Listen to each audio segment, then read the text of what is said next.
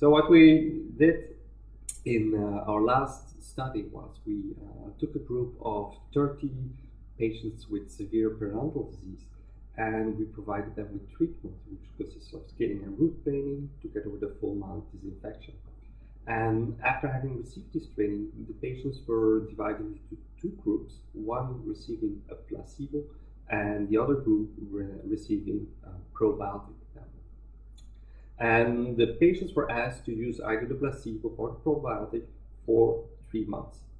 After 3 months, we recalled all our patients and we made some measurements. And what you can see with this approach was that when we provided the patients with probiotics, they had on average about 0.6 millimeters more probing pocket depth reduction when they used the probiotic and when compared to the placebo. There was also significantly more gain in clinical attachment, and this was about 0.2 millimeters on average and went up to 0.8 millimeters in deep pockets. Another interesting result from the study was that we had about 20% less patients that were in need for additional surgery after having used probiotic, and there was about 36% of the patients that at the end of the study had less pockets deeper than 5 millimeters after having used the probiotic tablets.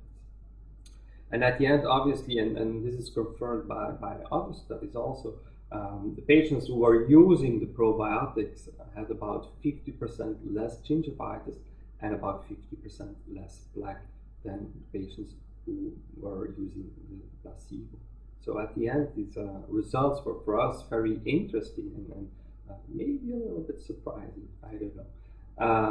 But they provide us at least with some evidence that this probiotic was actively interfering with the microbiota, with the clinical parameters during healing after scaling and root planing.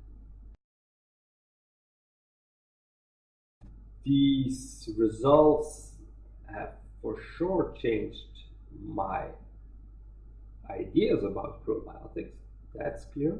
If they have changed my therapy, I think it's a little bit too early at the moment. Although the data are very tempting and very nice, as a scientist, I like to see my own data even confirmed by other ones. Before really making it, because this would mean a radical change in our thinking. So before doing that, I want to see my own data confirmed by others.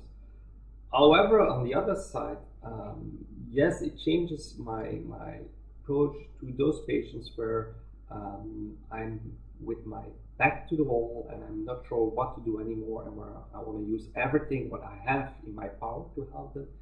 In that way, yes, these patients are getting probiotics at the moment.